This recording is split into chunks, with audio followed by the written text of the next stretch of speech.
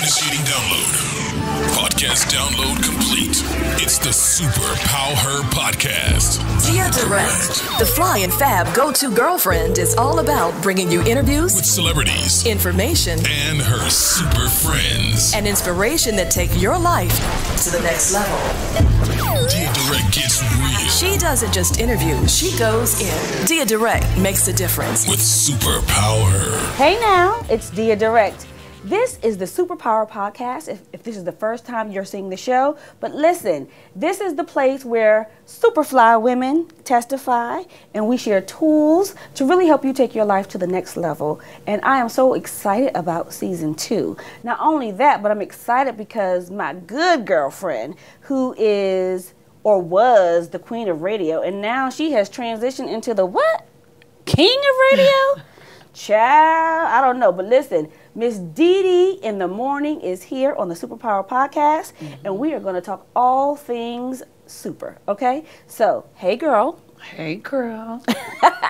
First of all, let me thank you. First of all, let's cheers because this is Congrats. episode 1. I know it. Congrats. Yes, thank you. And listen, I'm so excited and grateful that you showed up after being up since 3 in the morning. Yeah. And I know that is not easy. And so, and you just go, and you know, you have this love affair that you've had for quite some time with radio. Oh my gosh. And now you're syndicated. You have been the co-host for so many years with Doug Banks and so many different shows all over the country. And now you have your own morning show. Yep. Here in Dallas, but now it's beyond Dallas. Yep. And now it's syndicated. So just really quickly, walk us through how you got here. Well, first of all, thank you, Deya. Congrats again, though, on the show. And I will apologize that I look like somebody from, remember the movie Wayne's World? Party Don't time. Yeah, look at my hair. Excellent. Yeah, my hat. Because, yeah, I do. I wake up every day at 3 a.m. Well, if we got up at 3 a.m. every day and we look like you, we'd be good, okay? Okay, so what happened was that I was out late last night doing another event, so I didn't get a chance to get makeup, hair done today, so I apologize all good. running around. But how I got here and how I transitioned is I did radio for years. You know, I did worked in Dallas before, San Antonio, Chicago, Philly, and I ended up working as a co-host for the Doug Banks show. And while on that show... And how many markets was that in? That show, at its peak, I want to say we were about 50-something cities. We were on in New York, Houston, Milwaukee, Chicago, Savannah. I mean, Jacksonville was crazy. And it was really great. It was a great experience. But working with Doug was one of the best things I ever could have done in my life because I learned how to do radio. And I learned I learned from one of the best. And so as I sat there with him for, years as the co-host, I have ambitions. My mother used to always tell me, when you give up on your dreams, you die. And You're like your spirit dies. Yeah, you can't. And because basically she said to me, you achieved a lot of your goals early in life, and then you thought you could just coast. And she says, no, once you achieve one goal, you set another one, and then another one, and then another one. So when I got there to be the co-host, of course I wasn't satisfied. It was like my mom said, you got to keep dreaming. Well, I want to dream, and I want my own show like him. But I knew there were steps to do, and so then I, for a long time, I did both shows. I did Doug Banks' show in the afternoon, and I did mornings in Dallas. Wow. As a co-host for 5 years. Both. Wow. For 5 years, I would do both. That's a mornings. lot. And that was it. Next thing you know, I took over the show, and now we're syndicated. I love it. So just kind of walk me through this a little bit because, everybody wants to be a boss, Yep. right? Boss chick, boss lady, boss brunch, everything's boss, right? Okay, but now that you're on the other side, like you were a boss chick already, but I know that a lot of times when we covet a different spot, then you get there and you're in a position of leadership. I saw this quote when I was preparing for this interview, and it's a Shakespearean quote, and it's called, "Heavy is the head That wears the crown." That wears the crown. So from a leadership perspective, speak to that.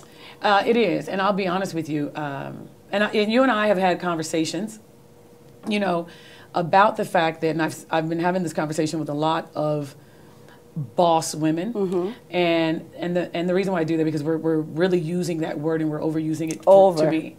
And I think that we've got to understand being a boss woman isn't just about a position and a title. You know, everybody's looking for that. But when you get it, guess what? There's a lot that comes with it. And I think that being a boss woman is handling the pressure and the demands and the anxiety of that too. You got to be a boss handling that. And so for me, I think that's what is so heavy is that there's a lot there on my shoulders. There's a lot of people that are depending on me. There are a lot of people that expect me to deliver and everything else. So that's the difference. You know, that phrase, when you kind of look at the definition of it, it really is talking about there's more to worry about. You know, you have more people to consider. And what people miss about leadership is being a leader is also being a servant. You have a lot of people to answer to, please, a lot of expectations. And you got to try to juggle all of that. And you want to juggle it with grace. You want to juggle it where you're also being respectful of other people. And respectful of your own time too, and respectful of who you are as a person, so that you're not necessarily compromising who you are, or your values, your core values or morals. And so that is a lot that goes on, you know, and so yeah, it is a little heavy sometimes. I'm like, what did I sign up for? You wear it well, and that's the thing, because so many boss women wear it well, people assume they're good. You know what I mean? And so there's another side to it. But then, you know, there's that balance of how much do you really share, because some people will, you know, they say familiarity breeds contempt, or people will take your kindness or for weakness or whatever, and so it's kind of like you can't show too much. Right. But, you know, you used to be the queen of radio.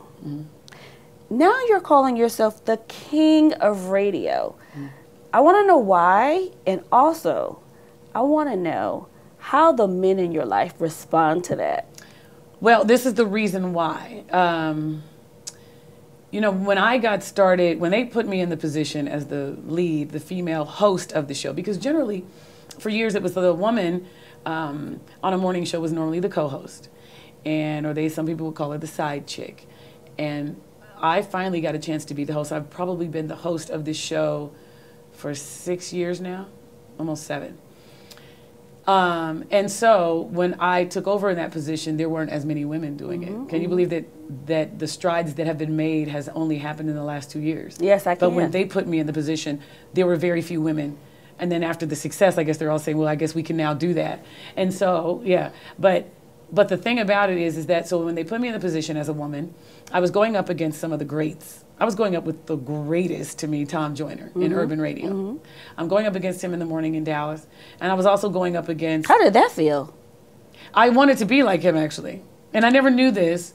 You know, I'm a big person who believes about speaking it into existence and setting goals. And I remember back in the day, I used to always say to my mom, I wanted to be like Tom Joyner. Wow. And at the time, Tom Joyner was flying back and forth from Chicago to Dallas. He did mornings in Dallas, and he did afternoons in Chicago. And one day, I looked up when I was doing both shows.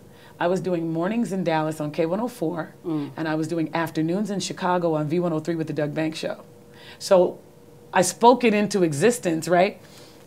I love so it. it was really, I'm a fan of Tom Joyner. He's set the bar, he's paved the way, I respect him. I am not one of those people who do not respect those that have paved the way. And so I was up against him, I was up against Steve Harvey, I was up against Ricky Smiley in Dallas.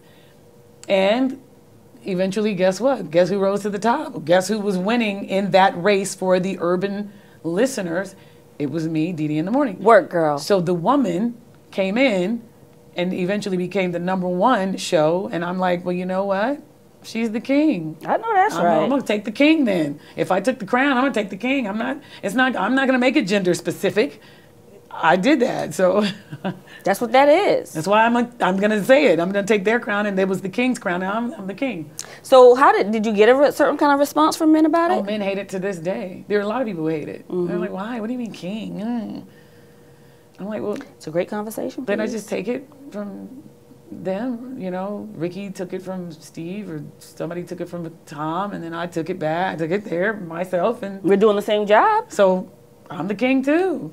I'll be the king of mornings in Dallas. I love it. Hello. So, you know, what's interesting is this really, you said 2 years ago, But this past year, I would say, has been a remarkable year of the woman in so many ways. And Oprah Winfrey did that Time's Up speech, which I think so many of us got chills. I know I did. I did too. And then with the whole Me Too movement, how do you relate, respond, understand that movement? And let me just say, like, I've had my own Me Too experiences. A lot of people don't utter those words, but for me, I didn't even realize. Like, one day I was literally on the radio, and it was like when it was all really fresh. And Dede, I broke down. Wow. And I let some stuff out that I didn't even know was there. Because we don't allow ourselves to, because you got to keep going. You got to keep going. But you know what? Time's up for other people making your rules. Time's up for a lot of things. What is your response to Time's Up and the whole Me Too movement? Well, actually, I was never sexually harassed. Never. Did you sexually harass? No, just right, probably. But I was not, unless, you know, because, and it could be this, it was such common practice to be inappropriate in radio. Right, true. It's common practice. So you're like, cool, you're the cool chick. That I probably wasn't even aware it was happening. And still to this day, just say, hey, it's just workplace conversation and banter or whatever it was. So I can just say, but I don't dismiss it either. And I understand that it does happen to a lot of women. I have a girlfriend now that it has happened to, and she was so scared about filing charges or filing a claim, I guess. I mean, and so I mean, I don't dismiss it. I know it's there. I've been racially harassed probably more than I was sexually in terms of a Me Too movement. You know what I mean? Like I've had instances, because I didn't only just do R&B urban radio. Right, right. So I had some instances where I could say it was probably more of a racial problem, not a sexist or female problem. And how did you deal with that? Well, of course, you know, this is early on in my career, and I remember talking to my mom and had to figure out, am I going to pursue it? Because my mother used to always tell me, you pick and choose your battles. Now, did I want to be blackballed or blacklisted from what I'm doing today? No. So I let it go. I took my braids out, basically. I had some braids in my head. I was at a station, and the general manager, boss, came to me and said, so you got a live remote, and you know where you're going is very conservative and blah, blah, blah. You're going to take your braids out. I'm like, I just got them like 3 days ago, literally. Had them in for 1 week and took them out.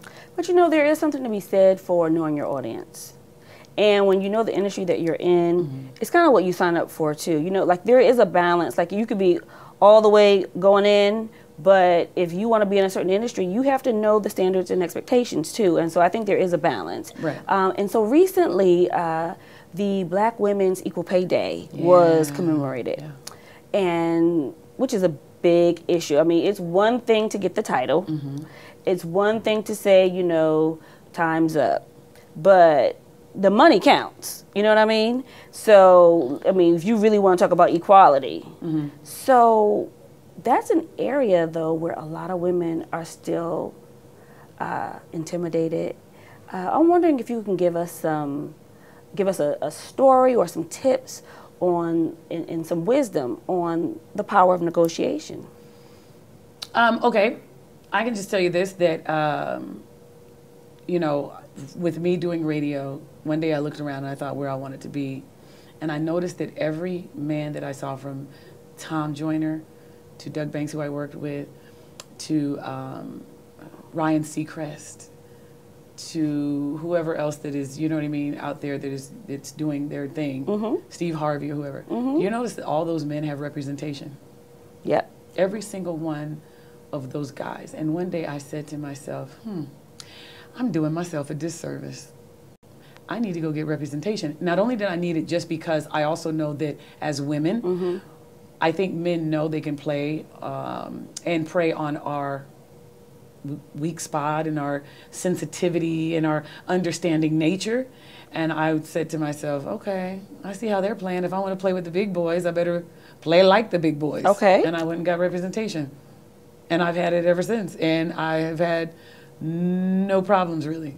So explain to people what that means. Some people don't know what representation is. Meaning, I ended up going to get a lawyer or somebody to negotiate my contracts for me, to read through because when you're doing radio or when you're getting to a certain level, whether you're the CEO of a company, you're going to be under a contract.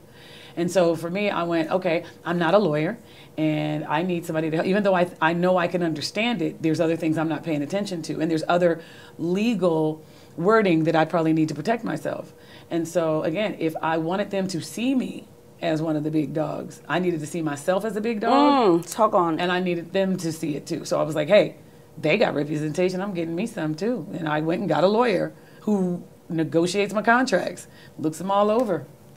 So how did people respond to you differently? Like, for instance, year one, where you didn't have an attorney or representation, and then when it was time to negotiate, and you were like, well, my attorney's going to handle that. No, ma'am. Oh.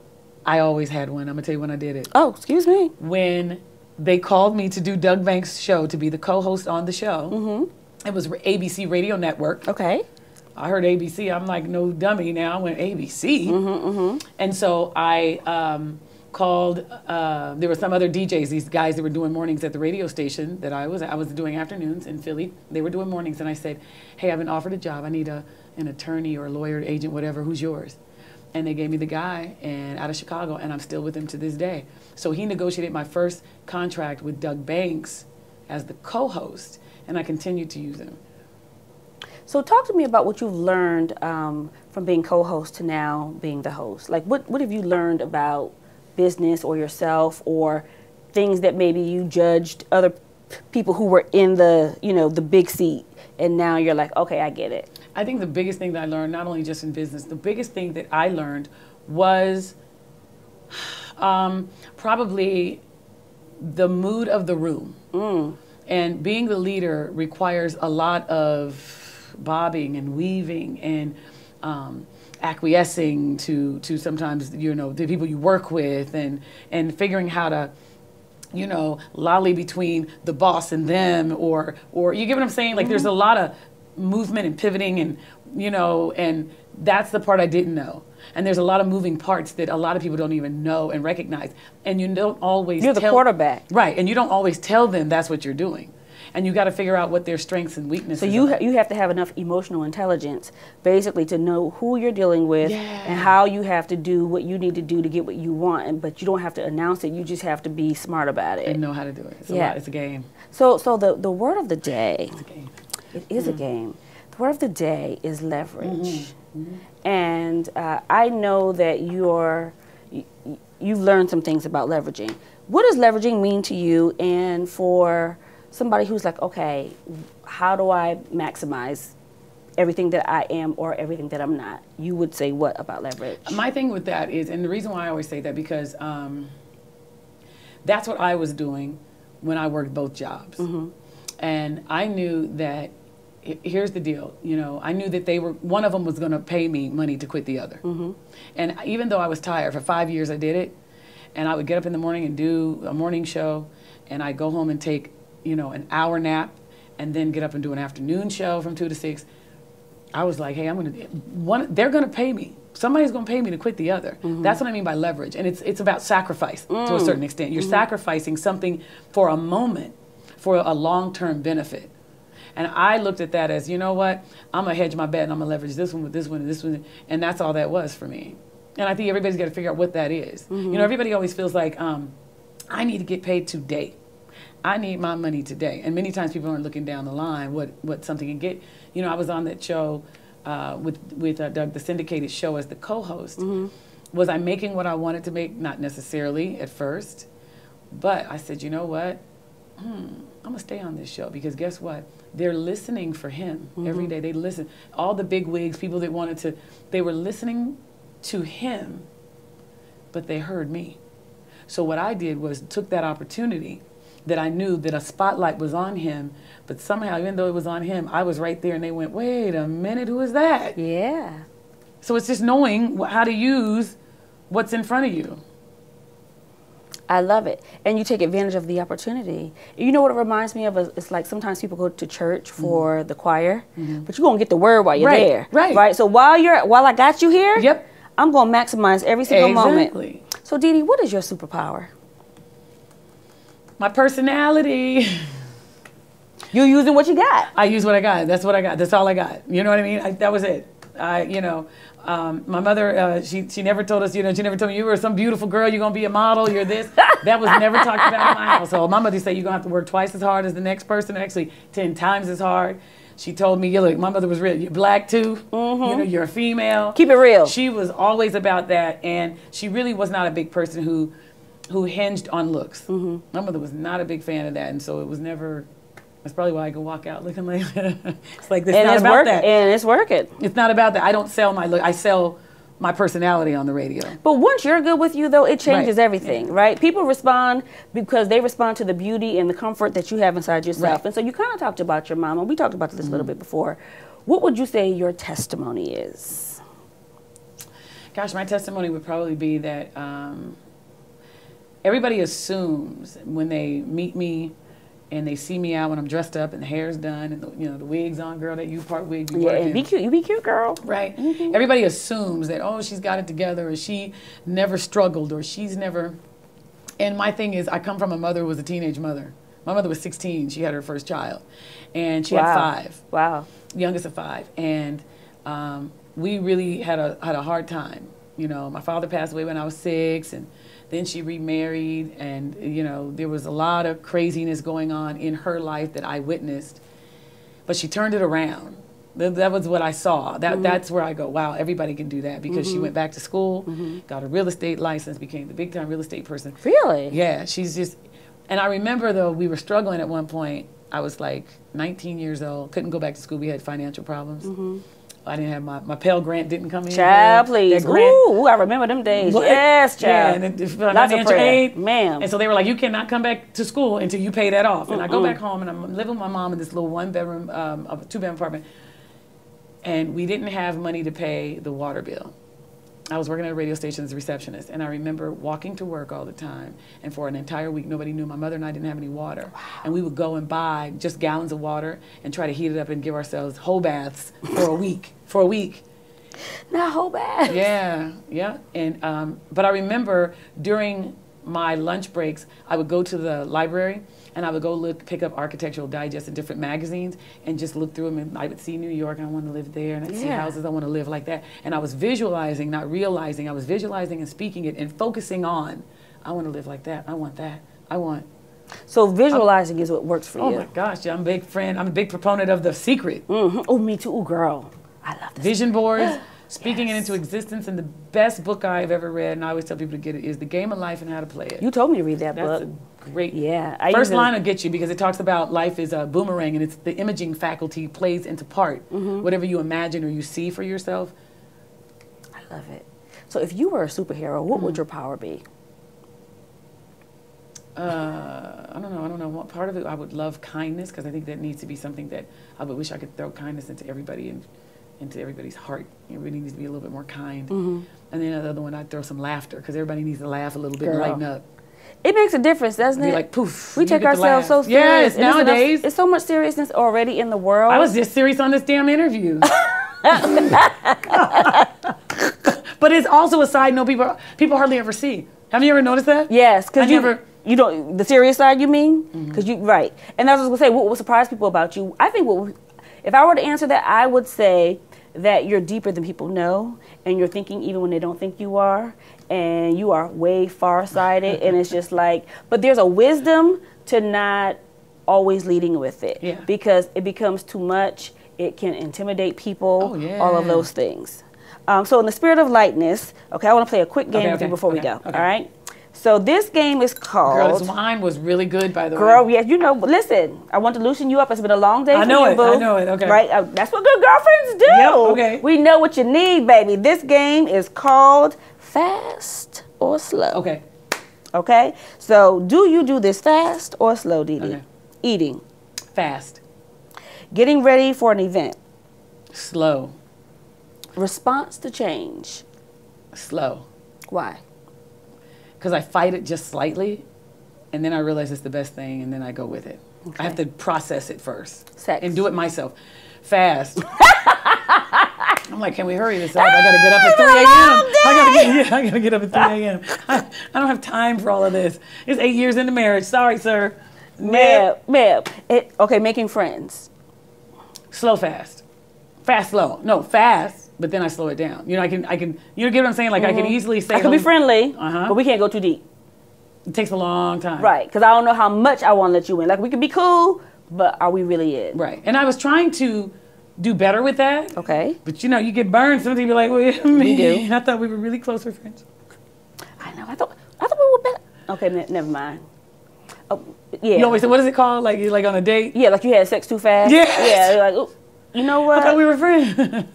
Okay, but you know what? Thank you. But thank you. That means we didn't waste too much time on this boo. Yeah. Yes. Right. Okay. So now, in closing, I have to know this because you've got all this great stuff going on, and you are a big time, powerful, busy, sleep deprived woman. Yes. Now, but we also know that the male ego is also extremely fragile, and so I'm interested in knowing A, what has marriage taught you about yourself, and B, what is that balance between responding to that male ego, because so many women who, we don't need men for the same reasons. We don't need them necessarily for money. You are sleep deprived, you're tired, and we have some of the same issues because women have ego too. Yes. How do you work that all out? Well, what I've learned, I'll just say this, what I learned about myself is I am still selfish. And I have to work on that. Be real about it. What do you mean by that? Well, there are times when I'm always worried about me. I'm tired. I don't want to make dinner. I don't want to get. And every now I have to get out of that. You know, I have to really force myself to get out of that. Luckily, though, I think one of the things that I've learned too is that we as women have to learn and be honest with ourselves about what we are looking for and need from a partner too, and from our husbands. You know what I mean? And luckily, my husband is. I realized a long time ago that I am headstrong and loud and boisterous and all those things. There is no reason why I need to be laying in bed with a man who's the exact same way as me. Oh my God. So I had to, he's my yin, you know, to my yang or whatever. I'm the yin, you know, that was what I had to find out. My husband is very easygoing. I tell people we stay married because of him, because he's forgiving and he's loving.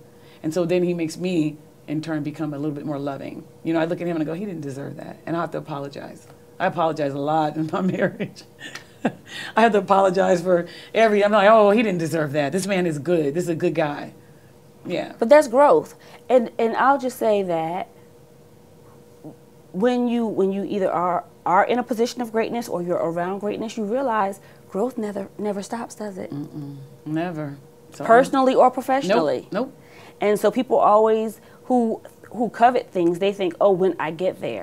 And the other side is, okay, the way you stay relevant, the way you keep growing, the way you keep your position professionally or you keep your relationship is keep evolving. You got to be open. And open, yep. So close us out. If you were to give just like one real good tidbit of advice for a woman who thinks she wants to be somewhere close to where your shoes are, you would say what? Never be afraid of failure. Never be afraid, because if you're afraid of failure, you'll never succeed. These are like my favorite quotes. That's one of my favorite quotes. The other one is, well-behaved women rarely make history. And so it's like, make waves. Do you, be you, you know, and go for it. And if you fail, get right back up and try it again. Keep going. Set another goal. Keep going. Just keep going. We'll be back with more SuperPowHer with your host, Deya Direct.